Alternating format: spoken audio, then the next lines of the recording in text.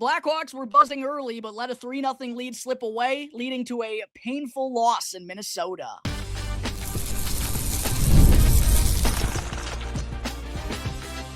You're Locked On Blackhawks, your daily podcast on the Chicago Blackhawks, part of the Locked On Podcast Network, your team every day. What's poppin', Blackhawks fans? Welcome on in to another episode of Locked On Blackhawks, part of the Locked On Podcast Network, your number one sports podcasting network where we bring you your team every day. I'm your host, Jack Bushman. On today's episode, I'll break down the Blackhawks blowing a 3-0 lead en route to a 4-3 shootout loss to the Wild, as well as the sort of mixed emotions that I have from the game. Then I'll dive into Frank Seravalli's Blackhawks top prospect list and compare it to my own that I dropped a couple of weeks ago, as well as the red-hot run recently from Jack Pridham in the OHL. But before I get into that, just a quick reminder, make sure you're subscribed to Locked On Blackhawks on YouTube. Smash that like button for me. And if you're tuning in through an audio platform, rating and reviewing is also a great help. It's all 100% free, will not cost you anything, and helps me out in a major way in growing my platform. All right, where to begin, Blackhawks fans? Had the Wild on the ropes last night. Up 3-0, looking, as good as they have in the last couple of weeks, really since that blowout 7-3 win against the St. Louis Blues back on January 7th, which is 3 weeks ago now. They had 3 goals in the opening 26 minutes, which is definitely notable considering how much of a struggle it has been for this group offensively recently. I thought the offense was lively in the early going. They were using their speed real effectively. Also, on the defensive side of things, to apply some pressure and get the puck back. And when they did, I thought they were making some crisp passes going in the other direction, holding the Wild to the outside. It was a really strong start for the Blackhawks. And considering that, it's a real shame how it all ended with the Wild rattling off 3 unanswered goals before the end of regulation to tie the game 3-3, including 2 coming in the third period. Hawks were ahead 3-1 going into the second intermission. One of those goals, by the way, scored from Minnesota, came with the extra attacker out on the ice with just over 2 minutes to play. So the Hawks were unable to shut it down when they had a 1-goal advantage late, and then to not be able to get it done in overtime with the chances that they had, plus going scoreless in the shootout. Kirill Kaprizov winds up scoring the lone tally in the shootout. He gets the game winner for the second time in his many meetings against the Blackhawks this year. I mean, it was super frustrating, really annoying, and ultimately just completely unacceptable to not come out of Grand Casino Arena with 2 points in a building in which the Blackhawks haven't won in since 2019, had an opportunity to exercise those demons and pick up just their second win in the last 18 meetings overall against the Minnesota Wild, who, yes, even though it hasn't been the strongest start to the new year for them, I believe they were 6-5-4 in their 5-4-3, maybe something along those lines. They had lost more games, including overtime and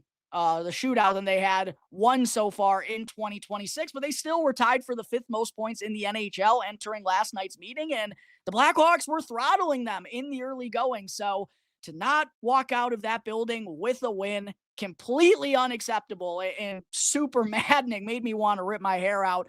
That's how one side of me feels. Another part of me, Blackhawks fans, admittedly, and well, I really don't want to get into like any moral victories or anything. I do feel like the Blackhawks deserve better than what they got last night, especially with how they played in the third period, because it wasn't really like they had a total collapse late or anything. It's not like they were hemmed into their own end and the Wild were surging on them, getting chance after chance after chance. That really wasn't the case. The Blackhawks limited the Wild to only 6 shots on goal total in the third period, which is 3 coming at even strength. They also generated just 8 scoring chances in all situations total in the period, while the Blackhawks led in all categories, from shots on goal to shot attempts, scoring chances, high danger opportunities in the period. And that's how you want a team to play when they have a lead in the latter stages. So the Blackhawks, I felt like it really wasn't a meltdown by them in that third period. The Wild just found a way to score a couple of greasy goals following up on rebounds. You do want to see the Blackhawks, especially in crunch time, be tougher in those dirty areas. And for the Wild to pot a couple of rebounds to even up the score 3-3, as I mentioned, one coming like immediately after Jesper Wallstedt had hit the bench for the extra attacker, was really frustrating. But altogether, I thought it was a good defensive performance once again from the Blackhawks. The Wild were only credited with 8 high danger scoring chances in all situations in 65 minutes of action. And they also recorded just 23 shots on goal. So the Blackhawks defense, it wasn't like they were making turnovers or, like I said, getting hemmed into their own end. It was just the Wild kind of being a good team and finding a way to, get themselves back in the fight. A lot of credit to them. But there were, in addition to the defense being sound once again, there were a lot of positive takeaways offensively as well. Plenty to be encouraged about considering how big of an issue it has been getting run support recently. And how about that new look top line of Connor Bedard, Frank Nazar on the wing, along with Teuvo Teravainen, who made his return to the lineup after missing the last 6 games with an upper body injury. They were buzzing early and often, and they actually scored on their opening shift together. It was Teravainen with a nice welcome back goal on his first shift in his return, cleaning up some of the loose change in tight. Louis Crevier blasts a shot from the point. Connor Bedard actually got a piece of the loose puck as well before Teravainen put it into the back of the net. But that was Teuvo's 10th goal of the season. Bedard snapped his mini little 3-game pointless drought with that primary assist. And then he went on to have definitely his best game since returning from a shoulder injury, as he looked like the Connor Bedard of old, leading the Blackhawks with 11 shot attempts, 10 individual scoring opportunities, 8 shots on goal. He had just 6 shots on goal combined during that 3-game point drought. And he also led the team with 4 individual high danger chances in 23 minutes and 39 seconds of ice time. And I don't know about all of you Blackhawks fans, but it felt like Bedard, while I feel like the momentum that he got in the early going allowed him to kind of be that takeover style player that we were seeing a lot prior to the injury. And man, did he have a lot of opportunities to find the back of the net. Would have been still looking for his first goal with a goaltender in between the pipes, as his only tally since coming back from that injury was the empty netter last Monday against Jonathan Toews and the Winnipeg Jets. But I actually don't know how he didn't find the back of the net last night with the amount of opportunities that he generated. But still, the most lively Bedard has looked since returning, and had so many opportunities. But I feel like while he did take over the game himself in the latter stages and in overtime, he was really trying to call his own number and do everything in his power to get the Blackhawks the win. I really do believe having an actual playmaker, someone who can also enter the offensive zone with some speed and make something happen in Frank Nazar, really benefited Bedard last night. And I thought Teuvo Teravainen played one of his, well, he's obviously missed the last 6 games, played one of his better games here of January. All 3 of them were very active, but it felt like just Bedard not having to do so much of the heavy lifting or being forced to, which is kind of been what's happened recently with Andre Burakovsky really struggling and Ryan Green, just not having really superior playmaking skills here in his rookie season. It felt like Bedard was having to really do it all kind of himself, and that wasn't the case last night, and it kind of opened him up and I think gave him some confidence along with his other 2 line mates to go and have the performance that they did. They only found the back of the net one time on their opening shift together, but it was a dominant performance. They led 16-6 in shot attempts, 9-3 in scoring chances, and 6-1 in high danger chances at even strength. And as I mentioned, Bedard had 8 shots on goal. It's tied for the second most in his career. And then Frank Nazar also had 4 shots on goal, while Teuvo Teravainen had 2. So 14 of the Blackhawks' 32 shots last night came from that top line. Definitely keep those guys together, because the Blackhawks haven't had a top line combination rolling like that in far too long. And it was exciting to see Bedard and Nazar click and show some chemistry with one another. And while I don't want to dive into this too much on today's episode, the Blackhawks, considering how deep their prospect pool is and how much money they have to spend in the free agent market and the assets that they can move in order to acquire someone via a trade down the road, like, they do not need Frank Nazar to be a center. And this is something I've said on the podcast, maybe not in a while, but it's something I've said ever since the Blackhawks have drafted Frankie Nazar. They don't need him to be a center. They need him to be an impact player, because they have some other options down the middle, especially with Oliver Moore looking very strong at the center ice position as well right now. There's obviously Anton Frondel potentially could play center, even though it seems more likely he's going to play the wing. Sasha Boisvert is someone who has the ability to play the center ice position. Like, the Blackhawks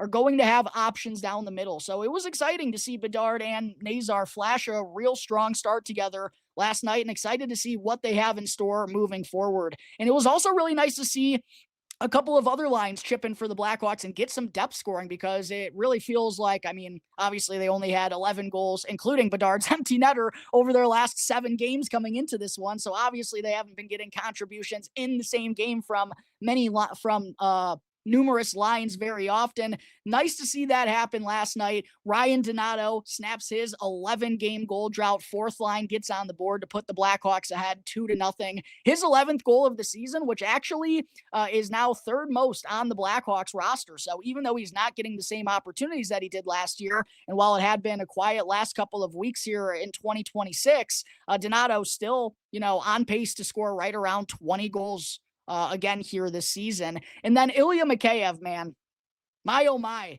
continues to be phenomenal on the defensive side of things, and we're seeing him contribute offensively here as of late as well. He now has 4 goals and 5 assists for 9 points over his last 13 games and has recorded a point in 4 of his last 5 outings. Great job using his wheels off of a perfect bank pass off the boards from Alex Vlasic from the defensive zone that allowed Mikheyev to go and blow past Brock Faber in transition and get that shot attempt off. Nice to see 2 other lines find a way to contribute offensively. And I thought, multiple lines, even though the Blackhawks didn't score in the final, what is that? So it's 65 minus 26. I don't even want to do the math around 39 minutes, I believe is the case. While they didn't score in the final 39 minutes, they had a lot of opportunities to, and I thought multiple lines continued to look good and ride that momentum. I think a huge shout out and kind of a forgotten part in last night's game with all that transpired was how good Jesper Wallstedt was after a really shaky start. I mean, he did not look comfortable at all in the early going, and then he was robbing the Blackhawks left and right in the second half of that game, including an unreal blocker save on a curl and drag maneuver from Connor Bedard in overtime. Bedard had no idea how he didn't find the back of the net here, and I had no idea either. I mean, it was a really good save by Jesper Wallstedt, and he came to play in the second half after, like I said, not getting off to the best start. So he definitely deserves a hat tip. He robbed the Blackhawks a handful of times in this one, and ultimately an expected goals for, according to Natural Stat Trick, the Blackhawks had 2 more expected goals for than the Wild did. So like I said, I think the Blackhawks deserve better. They were on the right side of the analytics in the third period. Didn't really give all that much up to the Wild altogether on the night, limiting them to just 8 high danger scoring chances, holding them to 23 shots on goal. The Blackhawks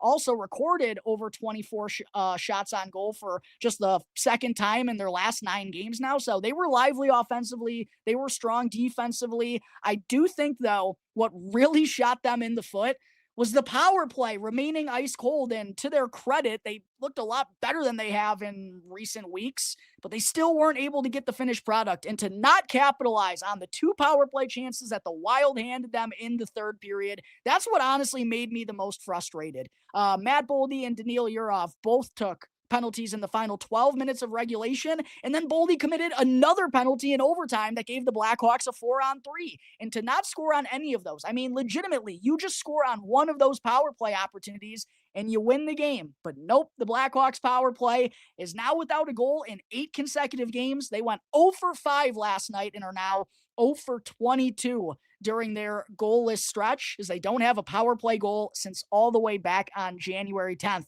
That, to me, was really the difference in this game, because if you want to go and beat one of the top teams in the NHL in their building, especially one that you've really struggled in over the last half decade plus, you got to be better on special teams. And the penalty kill, they only had to go out on the ice 1 time last night, but they killed it off to move to 31 for 33 in 2026. The power play has just completely let the Blackhawks down this year, and they let them down last night by not being able to get the finished product. Again, Jesper Wallstedt did make some really good saves, but that 4-on-3 especially, that's one you got to convert on. That makes the difference between winning and losing, and the narrative and the mood coming out of last night's game changing completely. So unacceptable for the Blackhawks to not come away with 2 points last night, considering how well they played, considering the opportunities that the Wild handed them. But I hate moral victories, but it's still another top team that the Blackhawks hung in there against and went toe-to-toe with, and they definitely got the best offensive performance and got a real strong start from their top line in their first game together. All right, there are all my thoughts, both good and bad, from the Blackhawks frustrating 4-3 shootout loss to the Wild last night. Coming up in just a moment, want to go through Frank Seravalli's Blackhawks prospect rankings and compare them to mine that I dropped on the show just a couple of weeks ago. But first, got to talk to you all about the first of today's sponsors here on Locked On Blackhawks, which is Quo. New year, new systems. This is the time when a lot of us look at the messier parts of how we run our businesses and think there has to be a better way. And there is. Streamlining your communications is one of the quickest upgrades that you can make. That's why today's episode is brought to you by Quo, spelled Quo, the smarter way to run your business communications. Because when your team is reachable, organized, and communicating all in one place, you're not just working cleaner, you're creating more opportunities to connect with your customers. And it works right from your phone or your computer, and you can also keep your existing cell phone number. It's no surprise that Quo is the #1 rated business phone system on G2, trusted by more than 90,000 businesses, from solo operators to growing teams. So go and make this the year where no opportunity and no customer slips away. Go and try Quo for free. Plus, you'll also get 20% off on your first 6 months when you go to quo.com/lockedonnhl. Again, that's quo.com/lockedonnhl. Quo, no missed calls and no missed customers. Before I get into segment 2, just a reminder as well to please go and show some support to Locked On Blackhawks on Instagram and check out ChicagoHockeyNow.com, where I am in my first year of being a Blackhawks beat writer. If you enjoy everything I do here on Locked On Blackhawks, I think you'll definitely enjoy all of the content that I produce at ChicagoHockeyNow.com, as well as over on Locked On Blackhawks Instagram account, where I post reels of every single Blackhawks goal. I also often post videos of the top Blackhawks prospects and updates on them, and a lot of fun stuff in between. So please make sure to help me out and go and show some support to those other pages. Segment 2 here on today's episode, Frank Seravalli, as I've been talking about on the show quite often, has been joining the CHSN pregame show quite often here as of late, talking about some of the Blackhawks' latest trade rumors leading up to this year's deadline, as well as kind of the pre-deadline that's occurring as we're seeing trades go down before the Olympic break, which is now just 1 week away. And Seravalli got into another fun topic yesterday ahead of the Blackhawks matchup with the Wild, dropping his top 10 prospects in the Hawks system right now. And I thought it would be fun to kind of run through that and compare it to my top 10 that I released in my Blackhawks midseason prospect rankings earlier on this month. So without any further ado, going and getting into Frank Seravalli's list, kicking things off at #1, he had Anton Frondell, and I'm sure a lot of you remember that is also who I had at #1, kicking off my Blackhawks prospect rankings. I just think with Frondell, what he's done in the SHL as an 18-year-old, and maybe not an ideal situation for his development, right? And probably, I know many Blackhawks fans wish he was over here in North America playing a top-line role for the Ice Hogs already, or even up in the NHL with the Blackhawks at this point in time, just because he's been mostly utilized as a third liner down in the bottom 6 for Yeargarden, despite being one of their more productive players and obviously having a very well-rounded nature. He can kind of give you a little bit of everything. It's frustrated a lot of Blackhawks fans, and I certainly understand it, but Frondell has kind of been able to brush that to the side and put together a really productive first year after being drafted. And as Seravalli has mentioned on the CHSN pregame show recently, the expectation is fully for Frondell to sign his entry-level contract and join the Blackhawks down the stretch of the season. It's just a matter of when his year over in the SHL is going to end and how far Yeargarden could potentially make it. But Frondell, for how good he's been in the SHL, what he did in the Hockey Allsvenskan League last year, putting up jaw-dropping numbers, nearly a point per game player as a 17-year-old. Then, of course, being named the best forward at the World Juniors, even though maybe necessarily he wasn't the best forward at the World Juniors, it was still a really strong showing from him to help Sweden walk away with the gold medal. So undoubtedly, I think Anton Frondell deserves that #1 spot. I had him in the same place. #2 for Frank Seravalli is Sam Rinzel. And hey, that's also where I had Sam Rinzel ranked when I went through my midseason prospect rankings. And while it obviously wasn't an ideal first stint for Rinzel, I still think at his size, with his speed, his offensive abilities, like he plays the way a mobile style defender can join the rush in transition, lead the rush in transition as well. Obviously, we didn't get to see him do that all that effectively up with the Blackhawks earlier this year, but I still think as a 21-year-old, he has a super high ceiling should he be able to put things altogether. And we kind of saw him do that right off of signing his entry-level deal late last season. Just didn't get off to the best start here in his first full NHL campaign. But I think Sam Rinzel, again, like I said, he plays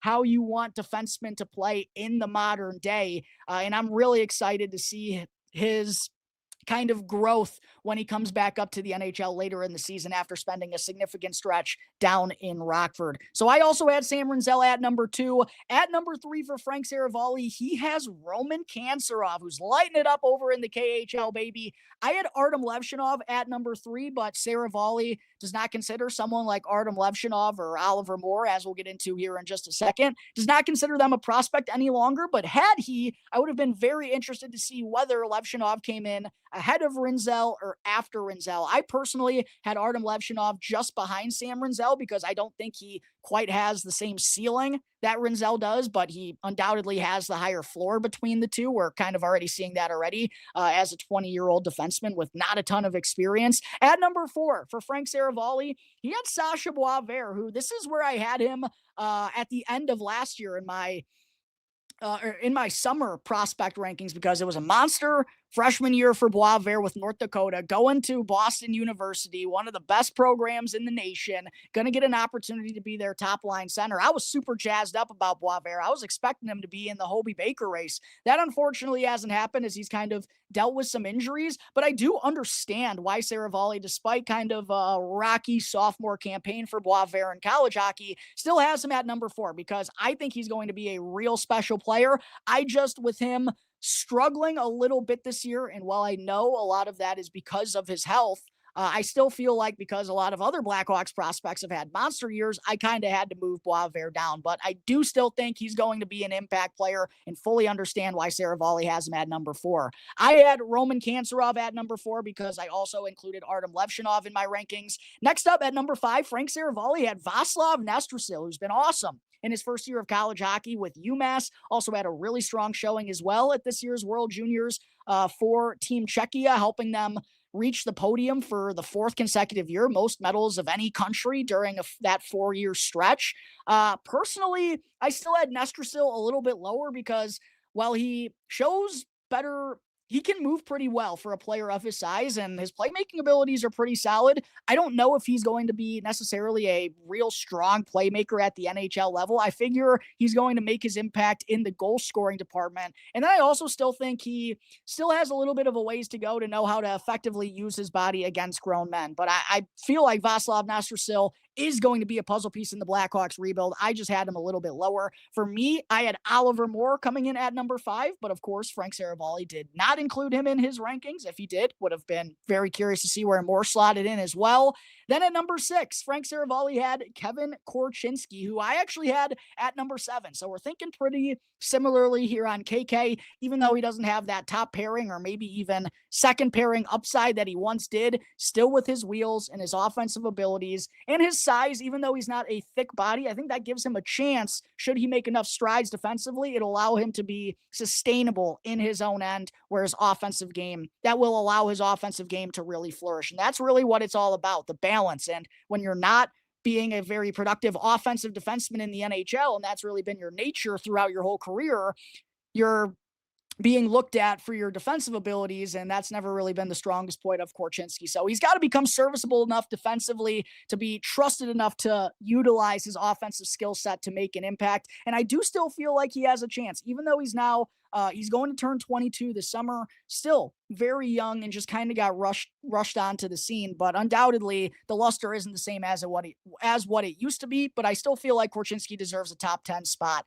At number 7, Frank Seravalli had Nick Lardis, who I had one spot ahead of Korchinski, coming in at number 6. So we thought pretty similarly on that one. Next at number 8, he had the current leading goal scorer in the OHL, Marek Vanacker, 2024 first round pick. I had Vanacker coming in at number 9. I just had Vaslav Nestrasil one spot ahead of them, but admittedly they are both neck and neck. Like, it was very tough for me to kind of decide between those two who was going to go ahead of the other. Then at number 9, Frank Seravalli has AJ Spellisy, who quite honestly, I think Spellacy, he was down at number 15 in my rankings, and I just think that's a result of how deep the Blackhawks prospect pool is, because I feel someone like Adam Guyan should be a part of that top 15. Nathan Bain, for what he's done in the WHL, deserves to be a top 15er. You got to put Mason West in there as well, who Frank Seravalli had rounding out his top 10.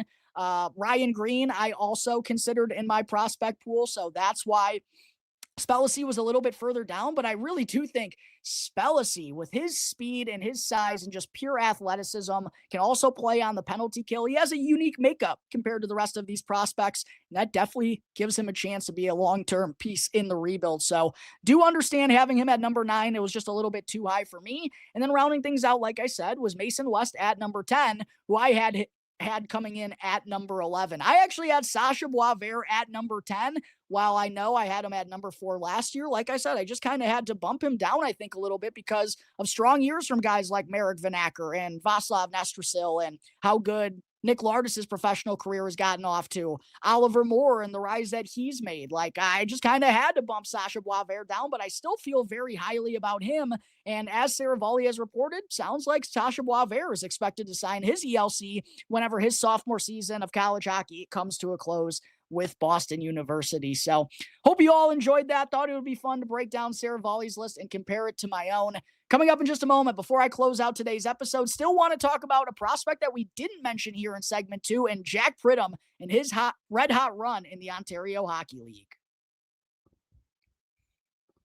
Real quick, though, got to talk about another one of today's sponsors here on Locked On Blackhawks, which is FanDuel. It's the last call for football on FanDuel. One final Sunday, one last kickoff, and the final chance to get in on the action before the NFL season officially comes to a close. This is Super Bowl 60, and FanDuel is making sure you're right in the middle of it with a special offer just in time for the biggest game of the year. Whether you're planning to back the favorite, riding the underdog, or building one last same-game parlay, this is the game that everyone has been waiting for. This is where predictions turns into plays, stats turn into storylines, and every snap just feels bigger. It's the perfect way to cap off the season and make the Super Bowl even more exciting from the opening kickoff to the final whistle. And if you're a new customer, bet just $5 and you'll get $200 in bonus bets if you win. Make it count, because after the Super Bowl, the season is over. It's the last call for football on FanDuel, an official sportsbook partner of Super Bowl 60. Go and visit FanDuel.com right now in order to get started.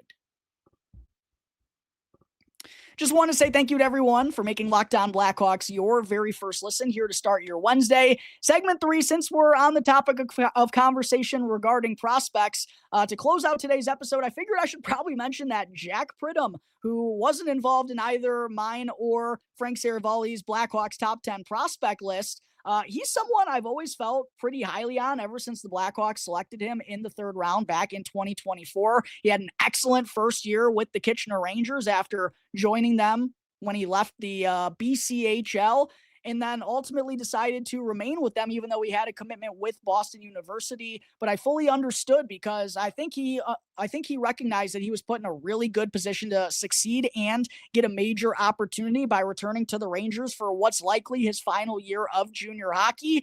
And he has been on an absolute tear over the last couple of weeks. After getting off to a little bit of a slow start to the season, I talked about it a couple of times on the show. I was just like, this isn't the production I was expecting from Jack Pridham out of his 19/20-year-old season. But he's flipped the switch over these last couple of weeks. He picked up 2 assists last night in the Rangers' 4-1 win over the Sarnia Sting. And in his last 8 games, that now gives him 8 goals and 10 assists for 18 points. And with those 2 assists last night, he also became just the 5th player in the OHL this season to reach 60 points. He's now tied for 4th in the entire league. And he also hit the 30-goal plateau over the weekend. And he's one of 2 players in the OHL who currently have 30 goals. The other is, of course, a man I just mentioned a moment ago, and fellow Blackhawks prospect Marek Vanacker. The 2 highest goal scorers in all of the OHL are both Blackhawks prospects. Vanacker leads the way with 34. Jack Pridham has 30.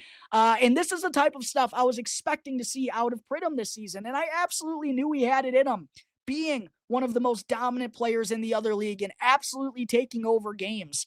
And I'm really excited to see how he's going to finish this season, as he has the Rangers clicking right now. And he's a player who brings good size to the table. He's 6'2". I really like I think he's got a good, well-rounded offensive makeup, like both goal scoring and playmaking. I think he's solid at both. And I also like that he's been involved on the penalty kill for the Rangers so far this season. And if he can be a sizey, speedy, jack of all trades type of guy who can go and make an impact on the penalty kill and just be a little bit unique as well as provide some offensive support. Like I believe Pridham can be that type of guy as we're kind of seeing. It's in the OHL, obviously. We got to see how he's going to do against grown men when he makes that transition. But I do feel like what he's doing this year, I knew he had that in him. I do feel like Pridham has it in him to be an effective NHLer one day down the road. He's got the size, he's got the speed, he's got the offensive game. He's adding to the defensive side of things right now. I really do believe there's a chance that he can be a middle six winger at some point in this Blackhawks rebuild. Really excited to see how he's going to finish the season and also how he's going to look as very likely to make the jump to professional hockey at the conclusion of this 25-26 campaign. But both he and Marek Vanacker absolutely lighting it up in the OHL, playing for two of the top teams in the league. Should make for a very fun push to the postseason as well as the OHL playoffs. All right, that is going to take care of today's episode of Locked On Blackhawks, everyone.